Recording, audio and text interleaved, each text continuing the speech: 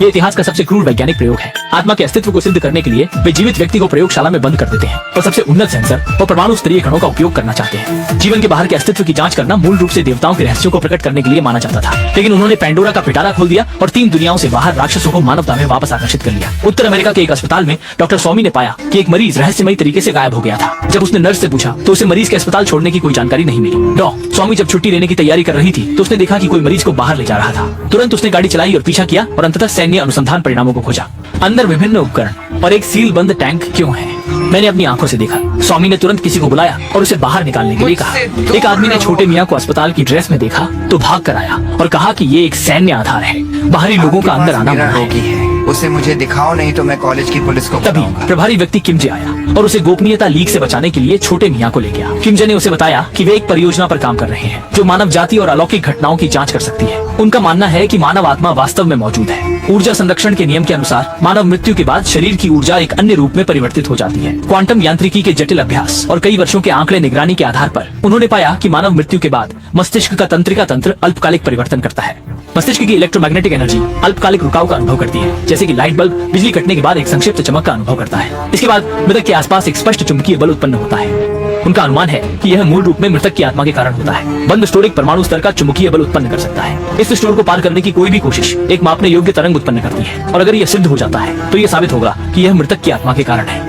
ये चिकित्सा इतिहास का एक चमत्कार होगा। वे लोग यहाँ तक कह रहे हैं कि एक दवा विकसित की जा सकती है जो मृतकों को पुनर्जीवित करेगी, लेकिन कोमल को उनकी बकवास पर विश्वास नहीं था। वो बस मरीज को अस्पताल वापस ले जाना चाहती थी और उसका इलाज जारी रखना चाहती थी। वो नहीं चाहती थी कि मरीज किसी दर्दनाक प्रयोग का हिस्सा बने, लेकिन बगल में खड़ी महिला ने मरीज की सहमति प्राप्त कर ली। महिला ने बताया कि जांच के अनुसार मरीज आज रात से अधिक जीवित नहीं रह सकता और मरीज ने भी प्रयोग के लिए सहमति पत्र पर हस्ताक्षर कर दिए थे। मजबूरी में कोमल ने परीक्षण के लिए सहमति दी, लेकिन पहले मरीज को दर्द से राहत देने के लिए एक इंजेक्शन देना पड़ा। वे मरीज को प्रयोगशाला के अंदर ले गए। जब भाड़े का दरवाजा बंद हो गया, उपकरण चालू हो गए।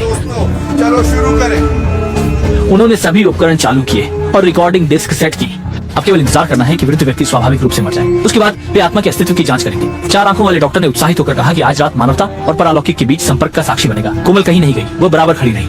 4 आंखें अभी भी बगल में खड़ी होकर अंदाजा लगा रही थीं कि आत्मा शरीर से पूरी तरह अलग हो गई है या रेत की तरह शरीर से झलक रही है। इसी समय जांच उपकरण अलार्म देने लगा और बिस्तर पर पड़े बुजुर्ग अचानक एक झटका खाकर सांस नहीं ले पाए और तड़प तड़प कर मर गए। मूल रूप से प्रयोगशाला में लोग जो अत्यधिक तनाव में थे, उन्होंने देखा कि जीवन धीरे धीरे सामान्य हो गया। परीक्षण यंत्र ने पुष्टि की कि बुजुर्ग की मौत हो गई है। इसके तुरंत बाद देखा कि परीक्षण उपकरण पर मरीज का वजन 21 ग्राम कम था। इसके अलावा कुछ भी असामान्य नहीं हुआ।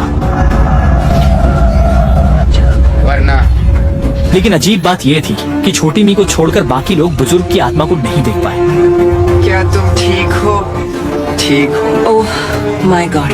तब केवल मुहरबंद कक्ष में बुजुर्ग की आत्मा को देखा गया, जो जोर जोर से कांच पर दौड़ रही थी। कभी दीवार पर चढ़ने की कोशिश करती, जैसे उसे किसी चीज से डर लग रहा हो। फिर आत्मा ने देखा कि छोटी मी उसे देख सकती है, तो उसने उससे मदद की गुहार को धन्यवाद।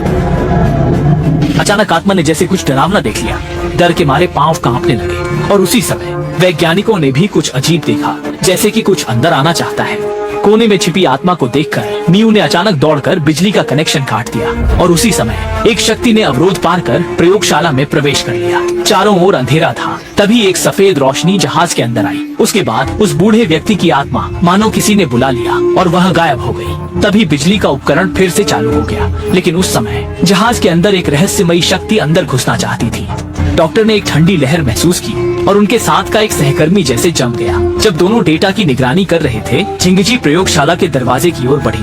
वह अंदर झांकना चाहती थी, पर डॉक्टर ने उस पर ध्यान नहीं दिया और मियू की ओर देखने लगी। क्या तुम्हें कुछ? लेकिन शाओमी का चेहरा गंभीर मुझे था। बताओ। शाओमी धीरे धीरे बंद कमरे की ओर चली। वहाँ उसने बहुत सारे दीवाने ऑनलाइन दोस्त देखे, जिनमें से एक छोटी लड़की ने उसे शांत रहो कहते हुए देखा और फिर अजीब मुस्कान के साथ दरवाजे के बाहर देखने लगी। मानसिक उधेड़बुन के बाद शाओमी ने एक निर्णय लिया। नहीं, वहाँ कुछ नहीं है। आगे बढ़ो, खोलो इसे, देखते हैं और क्या है। मैं ली बाई हूँ। हम अगले एपिसोड में मिलेंगे।